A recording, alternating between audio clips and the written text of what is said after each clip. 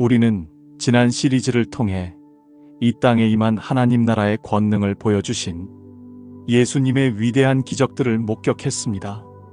그러나 하나님 나라의 역설은 그 모든 기적의 정점에서 가장 무력하고 비참한 십자가의 자리로 우리를 이끈다는 데에 있습니다.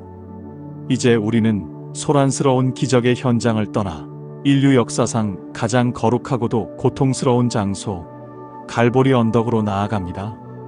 예수님께서 십자가 위에서 남기신 7마디의 말씀, 가상칠언은 그의 삶과 사역 전체를 압축하는 마지막 설교이자 우리를 향한 사랑의 최종적인 증언입니다.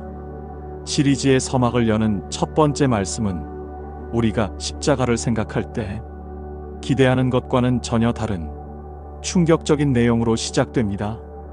그것은 바로 용서의 기도입니다. 이 기도가 드려진 순간의 풍경을 우리는 먼저 그려보아야 합니다. 예수님께서는 방금 십자가에 못 박히셨습니다. 굵고 무딘 못이 그의 손과 발을 뚫고 지나갔고 십자가가 세워질 때 그의 온몸의 뼈는 어그러졌을 것입니다. 숨을 쉬기 위해서는 발에 박힌 못에 온 체중을 싣고 몸을 들어 올려야만 하는 인간이 고안한 가장 잔인한 형태의 고통이 막 시작된 참이었습니다. 그의 주변은 온통 조롱과 멸시, 증오의 언어로 가득했습니다. 로마 병사들은 그의 옷을 제비 뽑아 나누며 희희낙낙했고 지나가던 자들은 머리를 흔들며 성전을 헐고 사흘에 짓는 자여 내가 만일 하나님의 아들이여든 자기를 구원하고 십자가에서 내려오라고 모욕했습니다. 종교 지도자들은 그가 남은 구원하였으되 자기는 구원할 수 없도다라며 그의 무력함을 비웃었습니다. 육체적인 고통과 정신적인 모욕 그리고 영적인 고독이 극에 달한 바로 그 순간 예수님의 입에서 터져나온 첫 마디는 저주나 신음 혹은 변명이 아니었습니다. 그것은 자신을 십자가에 못 박고 있는 바로 그들을 향한 중보기도였습니다. 아버지, 저들을 사하여 주옵소서. 이 기도의 첫 단어, 아버지는 이 모든 상황을 이해하는 열쇠입니다. 겟세마네 동산에서 아빠 아버지여라고 부르며 고뇌하셨던 그 친밀한 관계가 십자가의 극심한 고통 속에서도 전혀 흔들리지 않았음을 보여줍니다. 그는 자신을 둘러싼 증오의 세계를 넘어 여전히 사랑과 긍휼로 다스리시는 아버지 하나님을 바라보고 있었던 것입니다. 신학자 존 스토트는 그의 저서 그리스도의 십자가에서 이렇게 설명합니다. 예수님께서 아버지라고 부르셨을 때 그는 자신과 하나님 사이의 관계가 조금도 손상되지 않았음을 보여주셨다. 비록 그는 인간의 죄를 짊어지고 저주를 받고 있었지만 아들로서의 그의 지위와 아버지에 대한 그의 신뢰는 변함이 없었다. 바로 이 흔들리지 않는 관계가 그로 하여금 자신을 죽이는 원수들을 위해 기도할 수 있게 한 힘의 원천이었다. 그리고 그는 간구합니다. 저들을 사하여 주옵소서. 이것은 예수님께서 평생 가르치셨던 원수 사랑의 최고 절정이자 가장 완벽한 실천이었습니다. 그는 너희를 박해하는 자를 위하여 기도하라고 가르치셨고 이제 십자가 위에서 친히 그 본을 보이셨습니다. 이 용서의 기도가 충격적인 이유는 그것이 조건 없는 용서였기 때문입니다. 그는 저들이 회개하거나 용서를 구하기를 기다리지 않으셨습니다. 오히려 그들이 가장 활발하게 죄를 짓고 있는 바로 그 순간에 그는 먼저 용서를 선포해달라고 아버지께 간구하고 있습니다. 신학자 디트리히 보네퍼는 나를 따르라에서 이러한 용서를 값비싼 은혜의 관점에서 설명합니다. 값싼 은혜는 회개 없는 용서, 죄를 정당화하는 은혜이다. 그러나 그리스도께서 십자가에서 보여주신 값비싼 은혜는 죄를 지극히 미워하시지만 죄인을 사랑하시기 때문에 그 죄의 값을 대신 치르심으로써 가능한 용서이다. 예수님의 이 기도는 바로 그 자신이 용서의 대가를 온몸으로 지불하고 있는 현장에서 드려졌기에 인류 역사상 가장 값비싼 용서의 선포가 되었다. 이 기도는 십자가가 바로 용서를 위한 제단임을, 그리고 그 위에서 드려지는 첫 번째 제물이 바로 예수님 자신의 용서의 기도였음을 우리에게 보여줍니다. 예수님의 이 놀라운 용서의 기도는 그들을 향한 깊은 신학적인 진단으로 이어집니다. 자기들이 하는 것을 알지 못함이니이다. 이 말씀은 종종 오해를 받곤 합니다.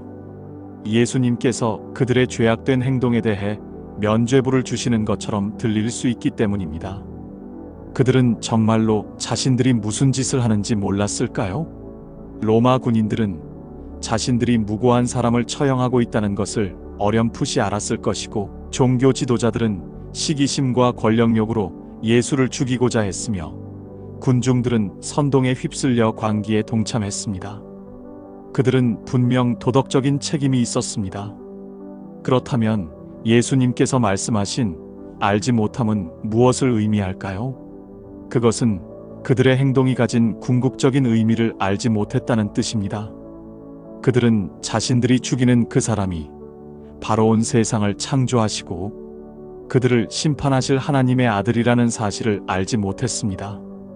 그들은 자신들의 못질이 실은 온 인류를 구원하기 위한 하나님의 위대한 계획을 성취하는 도구가 되고 있다는 우주적인 아이러니를 깨닫지 못했습니다. 사도 바울은 고린도전서 2장에서 이 영적인 무지를 이렇게 설명합니다. 이 지혜는 이 세대의 통치자들이 한 사람도 알지 못하였나니 만일 알았더라면 영광의 주를 십자가에 못 박지 아니하였으리라. 신학자 C.S. 루이스는 그의 여러 저서에서 인간의 죄가 가진 이 영적인 맹목성에 대해 깊이 통찰했습니다. 그는 고통의 문제에서 이렇게 말합니다. 악은 스스로를 선이라고 착각할 때 가장 강력해진다. 십자가 밑의 군중들은 자신들이 신성 모독자를 처단하고 로마의 평화를 지키며 민족의 안정을 위한 옳은 일을 하고 있다고 생각했을 것이다. 그들은 자신들의 눈이 어두워져 바로 그들 앞에서 용서와 사랑을 베푸시는 하나님 자신을 죽이고 있다는 사실을 깨닫지 못했다. 예수님의 이 기도는 바로 그 인간의 비극적인 자기기만과 영적인 무지를 향한 깊은 연민의 표현이다. 예수님께서는 그들의 죄악된 행동을 정당화하신 것이 아니라 그 죄의 뿌리에 있는 깊은 어둠과 무지를 불쌍히 여기시며 그것을 용서의 근거로 삼아달라고 아버지께 간구하고 계신 것입니다. 더 나아가 우리는 저들을 사하여 주옵소서라고 할 때 그 저들이 과연 누구를 가리키는지 물어야 합니다. 1차적으로는 그 자리에 있던 로마 군인들, 유대인 무리, 그리고 종교 지도자들을 포함할 것입니다. 그러나 이 기도의 범위는 시공간을 초월하여 온 인류를 향합니다. 십자가는 단지 2000년 전 그 자리에 있던 사람들만의 책임이 아니기 때문입니다. 나의 죄, 우리의 이기심과 교만, 미움과 불순종이 바로 예수를 그 십자가에 매달았습니다. 우리가 죄를 지을 때 우리 역시 우리가 무슨 일을 하는지 그 궁극적인 의미를 알지 못합니다. 우리의 작은 거짓말과 이기적인 선택이 영광의 주님을 거부하고 그분의 마음에 못을 박는 행위임을 우리는 종종 잊고 살아갑니다. 따라서 예수님의 이 기도는 바로 오늘을 살아가는 나를 위한 기도이기도 합니다. 신학자 칼 바르트는 그의 방대한 교회 교의학에서 십자가 위에서 예수님은 단순히 우리를 위한 중보자를 넘어 우리 자신이 되어 기도하셨다고 설명합니다. 그리스도께서는 십자가 위에서 죄인된 인류와 자신을 완전히 동일시하셨다. 그가 저들을 사하여 주옵소서라고 기도하실 때 그는 하나님 앞에서 인류의 대표자로서, 아니 인류 그 자체가 되어 서 계셨다. 그 기도는 십자가를 세운 자들만을 위한 것이 아니라 아담 이후의 모든 인류, 그리고 아직 태어나지 않은 미래의 모든 세대를 포함하는 전 인류적인 중보기도였다. 그는 우리가 마땅히 드렸어야 하지만 결코 드릴 수 없었던 그 완전한 회개와 중보의 기도를 우리를 대신하여 드리고 계셨던 것이다. 결론적으로 십자가 위에서 선포된 첫 번째 말씀은 십자가 사건 전체의 성격을 규정하는 위대한 서곡입니다. 십자가는 본질적으로 복수와 심판의 자리가 아니라 용서와 화해의 자리입니다. 예수님께서는 자신을 향한 최악의 증오와 폭력 앞에서 가장 위대한 사랑과 용서로 응답하셨습니다. 그의 이 기도는 우리로 하여금 우리에게 상처 준 사람들을 어떻게 대해야 하는지를 가르쳐주는 영원한 모범이 됩니다. 또한 우리가 우리의 죄를 깨닫고 하나님 앞에 나아갈 때 이미 우리를 위해 용서를 간구하신 주님의 그 첫 번째 기도가 우리를 기다리고 있음을 기억하게 하는 가장 큰 위로와 소망의 메시지이기도 합니다. 십자가 위에서 울려 퍼진 예수님의 첫 번째 말씀, 아버지, 저들을 사하여 주옵소서는 단순히 자신을 못 박는 자들을 향한 개인적인 용서를 넘어 세상의 정의와 폭력의 논리를 근본적으로 뒤엎는 혁명적인 선언이었습니다. 세상의 정의는 눈에는 눈, 이에는 이라는 동등한 보복의 원리 위에 서 있습니다. 받은 만큼 되돌려주는 것, 이것이 세상이 말하는 공의입니다. 만약 예수님께서 이 원리를 따르셨다면 그는 하늘의 군대를 불러 자신을 조롱하는 자들을 심판하고 십자가에서 내려와 스스로의 무죄와 권능을 증명하셨을 것입니다. 그러나 예수님께서는 정반대의 길을 선택하셨습니다. 그는 자신을 향한 최악의 불의와 폭력 앞에서 보복이 아닌 용서로, 심판이 아닌 중보로 응답하셨습니다. 이는 하나님의 정의가 세상의 정의와는 질적으로 다름을 보여줍니다. 유고슬라비아 내전의 참상을 겪었던 신학자 미로슬라브 볼프는 그의 명저 배제와 포용에서 용서의 본질을 깊이 있게 탐구합니다. 그는 이렇게 말합니다. 용서는 가해자의 행동을 정당화하거나 아무 일도 없었던 것처럼 과거를 지우는 행위가 아니다. 그것은 끝없이 이어지는 악의 순환을 끊어내려는 결단이다. 피해자는 가해자가 휘두른 폭력의 연쇄고리에 마지막 희생자가 되기를 선택함으로써 더 이상의 복수를 거부한다. 예수님께서는 십자가 위에서 바로 그 일을 하셨다. 그는 자신을 향한 폭력에 또 다른 폭력으로 응답하지 않으시고 그 모든 악을 자신의 몸으로 받아내고 용서를 선포하심으로써 인류의 길고 긴 증오의 사슬을 끊어내셨다. 볼프의 통찰처럼 예수님의 용서는 악에 대한 패배가 아니라 악을 이기는 가장 적극적이고 급진적인 방식이었습니다. 그렇다면 이 위대한 용서의 기도는 오직 하나님의 아들이신 예수님만이 하실 수 있는 특별한 행동으로만 남아있는 것일까요? 그렇지 않습니다. 이 기도는 그의 제자들이 따라야 할 새로운 삶의 방식이자 교회가 세상 속에서 증언해야 할 복음의 핵심이 되었습니다. 그리고 이 첫 번째 말씀이 어떻게 초대교회 성도들의 삶 속에 깊이 뿌리내렸는지를 보여주는 가장 감동적인 장면이 바로 사도행전 7장에 기록된 스데반의 순교 장면입니다. 스데반은 초대교회의 7 집사 중 한 명으로 성령과 지혜가 충만하여 담대하게 복음을 전했던 인물입니다. 그의 설교에 분노한 유대인들은 그를 성 밖으로 끌고 가 돌로 치기 시작합니다. 그는 예수님과 똑같이 불의한 폭력의 희생양이 되었습니다. 돌에 맞아 죽어가는 그 끔찍한 고통의 순간 그는 무릎을 꿇고 큰 소리로 부르짖습니다. 주여, 이 죄를 그들에게 돌리지 마옵소서. 이것은 놀라운 메아리입니다. 스데반의 마지막 기도는 바로 십자가 위에서 울려 퍼졌던 예수님의 첫 번째 기도를 그대로 반복하고 있습니다. 그는 자신을 죽이는 원수들을 향해 저주가 아닌 용서를 선포하며 예수님의 삶과 죽음을 온몸으로 재현해냈습니다. 어떻게 이것이 가능했을까요? 성경은 그가 이 기도를 하기 직전 성령 충만하여 하늘을 우러러 주목하여 하나님의 영광과 및 예수께서 하나님 우편에 서신 것을 보았다고 기록합니다. 그는 죽음의 순간에 부활하신 주님의 영광을 보았고 그 영광의 빛 속에서 자신을 죽이는 자들을 용서할 수 있는 초자연적인 사랑과 능력을 공급받았던 것입니다. 스데반의 순교는 예수님의 용서의 기도가 단지 이상적인 가르침이 아니라 성령을 통해 우리 안에서 실제로 살아 움직이며 실천될 수 있는 능력임을 보여주는 위대한 증거입니다. 스데반의 순교는 예수님의 첫 번째 말씀이 단지 그분만이 도달할 수 있는 신적인 경지가 아니라 그의 제자들에게 주어진 거룩한 명령이자 가능성임을 보여줍니다. 그러나 우리는 정직하게 질문해야 합니다. 어떻게 이것이 가능한가? 어떻게 인간이 자신에게 돌을 던지는 사람들을 위해 기도할 수 있는가? 이 급진적인 용서는 우리의 본성을 거스르는 일처럼 보입니다. 우리의 마음은 본능적으로 복수와 응징을 갈망하기 때문입니다.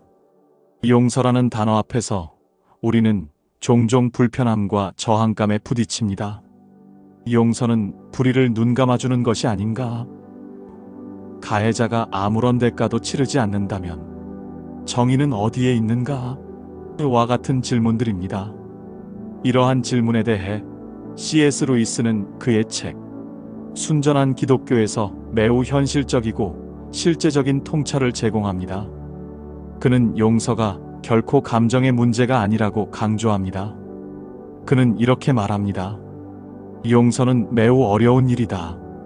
어떤 사람들은 용서란 가해자에 대해 따뜻한 감정을 억지로 만들어내는 것이라고 생각하지만 그것은 사실이 아니다. 감정은 내 마음대로 통제할 수 없기 때문이다.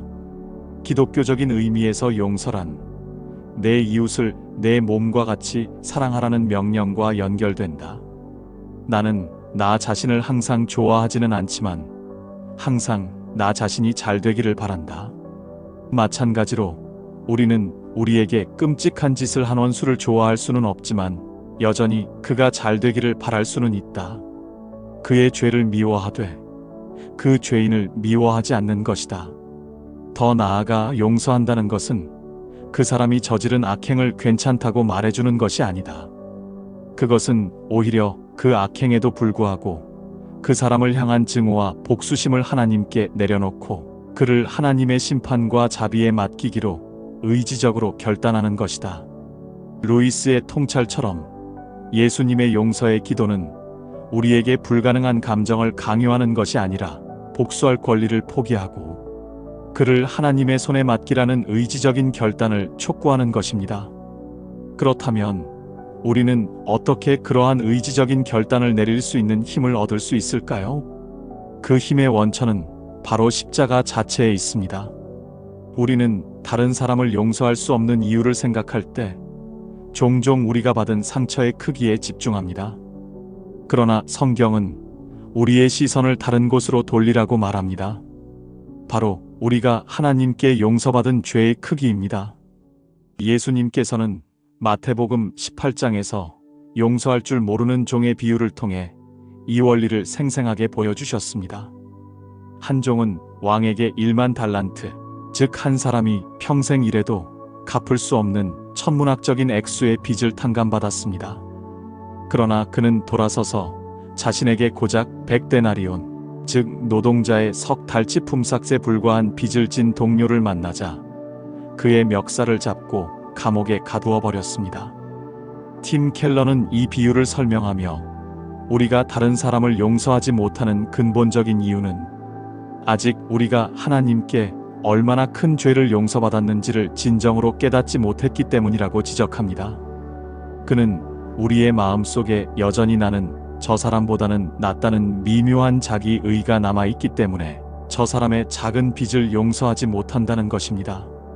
그러나 십자가 앞에 설 때 우리는 우리 모두가 하나님 앞에 1만 달란트 빚진 죄인이라는 사실을 깨닫게 됩니다. 그리고 그 갚을 수 없는 빚을 하나님께서 아들의 피값으로 조건 없이 탕감해 주셨다는 복음의 진실과 마주하게 됩니다. 바로 이 압도적인 은혜를 경험할 때 비로소 우리는 나에게 100데나리온 빚진 자를 용서할 수 있는 작은 힘을 얻게 되는 것입니다. 그러므로 다른 사람을 용서하는 것은 나의 위대한 도덕적 결단이 아니라 내가 받은 은혜가 얼마나 큰지를 증명하는 자연스러운 반응이 되어야 합니다. 결론적으로 십자가 위에서 선포된 첫 번째 말씀은 십자가 사건 전체의 성격을 규정하는 위대한 서곡입니다. 십자가는 본질적으로 복수와 심판의 자리가 아니라 용서와 화해의 자리입니다. 예수님께서는 자신을 향한 최악의 증오와 폭력 앞에서 가장 위대한 사랑과 용서로 응답하셨습니다. 그의 이 기도는 우리로 하여금 우리에게 상처 준 사람들을 어떻게 대해야 하는지를 가르쳐주는 영원한 모범이 됩니다. 또한 우리가 우리의 죄를 깨닫고 하나님 앞에 나아갈 때 이미 우리를 위해 용서를 간구하신 주님의 그 첫 번째 기도가 우리를 기다리고 있음을 기억하게 하는 가장 큰 위로와 소망의 메시지이기도 합니다. 십자가 위에서 저희를 위해 용서를 기도하신 주님, 오늘 저희는 주님의 그 첫 번째 말씀을 마음에 새깁니다. 저희는 너무나 자주 저희에게 상처 준 사람들을 미워하고 판단하며 용서하지 못하는 완고한 마음으로 살아왔음을 고백합니다. 저희 안에 있는 미움과 복수심을 주님의 보혈로 씻어주시고 원수마저 사랑하셨던 주님의 마음을 허락하여 주옵소서. 무엇보다 저희가 하나님 앞에 얼마나 큰 죄인이었는지를, 그리고 그 모든 죄를 주님께서 이미 십자가에서 남김없이 용서해 주셨음을 깊이 깨닫게 하여 주옵소서. 그 압도적인 은혜의 빛 아래에서 저희에게 작은 상처를 준 이웃을 너그러이 용서할 수 있는 힘과 용기를 주옵소서. 그리하여 저희의 삶이 말로만이 아닌 행동으로 십자가의 용서를 증거하는 통로가 되게 하여 주옵소서. 우리의 모든 죄를 용서하시고 우리에게 용서하는 삶을 가르쳐 주신 우리 주 예수 그리스도의 이름으로 기도드립니다. 아멘. 이 영상이 도움이 되셨다면 구독과 좋아요 부탁드립니다.